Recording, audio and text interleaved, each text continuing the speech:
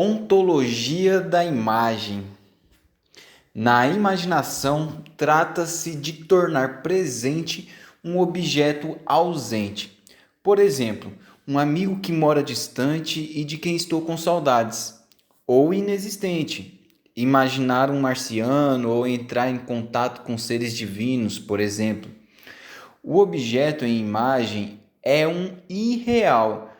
Isto quer dizer que ele não tem nenhuma característica dos seres que têm existência material. O espaço nele é um espaço irreal, específico. Pode-se atravessar paredes, pular distâncias entre montanhas, etc. O tempo da imagem também é um irreal. Pode comprimir-se, dilatar-se, não é irreversível como o tempo real. Uma situação ocorrida em um sonho pode ser desfeita ou pode durar um segundo, quando na realidade a situação real exigirá meses para se realizar, uma gravidez, por exemplo. Essa questão do tempo na imaginação pode ser exemplificada através de um trecho de um poema de Baudelaire. Baudelaire, não sei pronunciar de novo, citado por Galina em seu artigo Opiáceos e Proibicionismo Contemporâneo.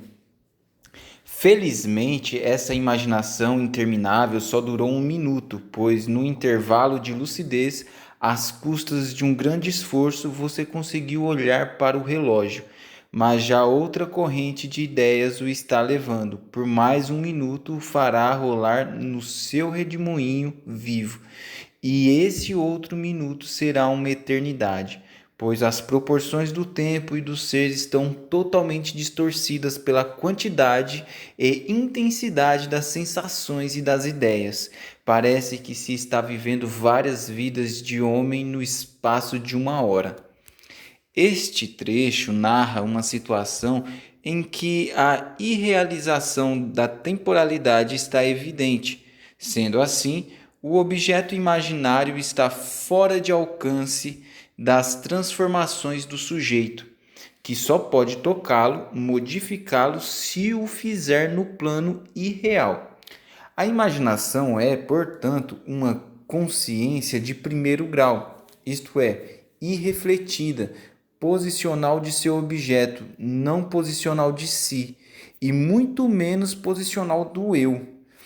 É dessa forma espontânea, ou seja, enquanto ocorre, não me posiciono sobre meus atos. Portanto, na imaginação encontro-me inteiramente absorvido pela situação imaginária.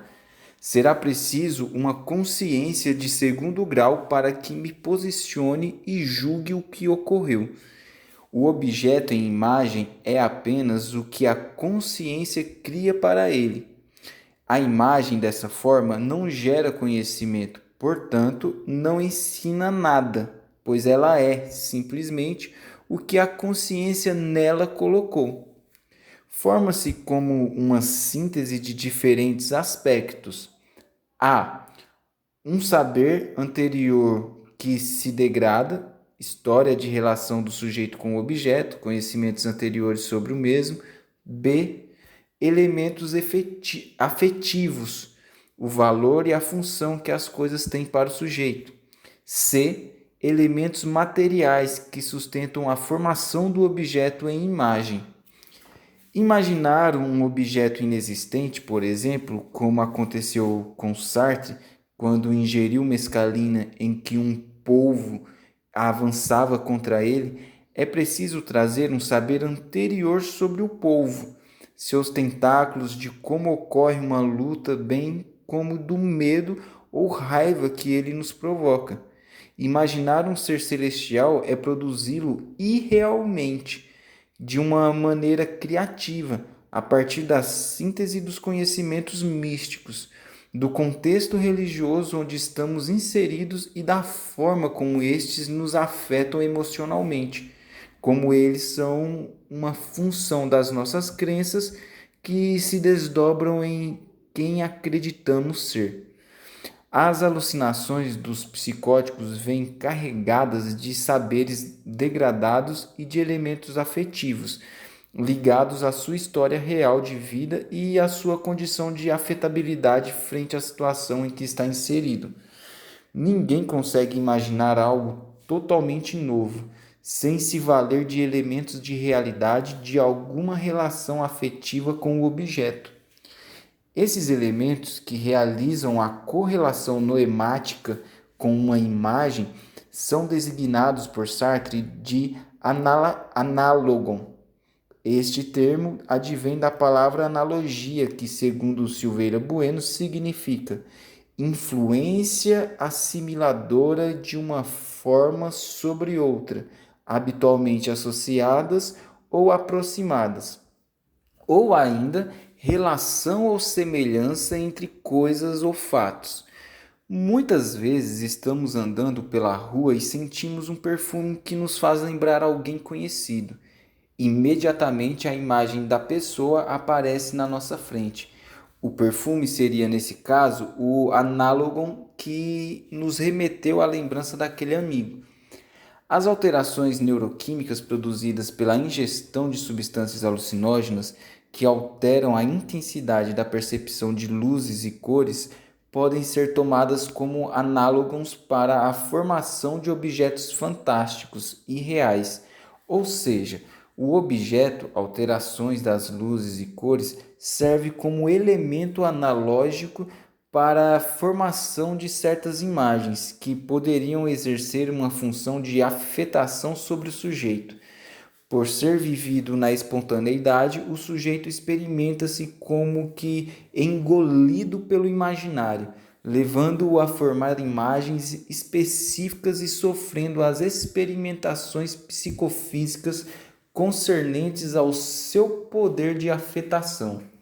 Existem, assim, os análogos sinestésicos, que advêm de elementos fisiológicos.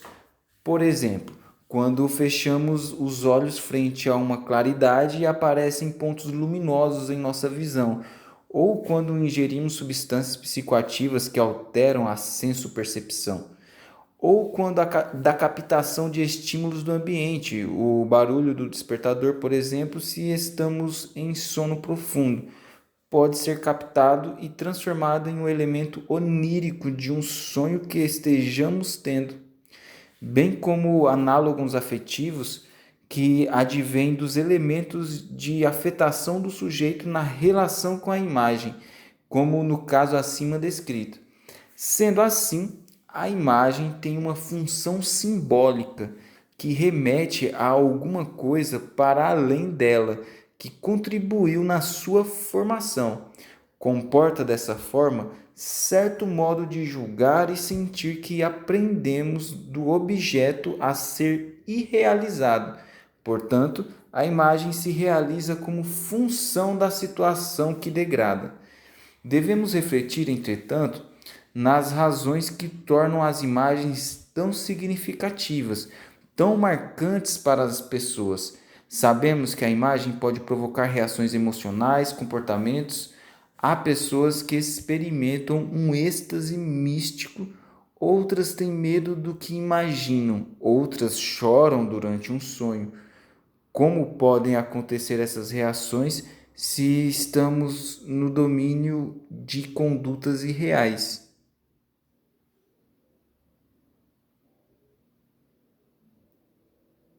Como podem acontecer essas reações se estamos no domínio de condutas irreais?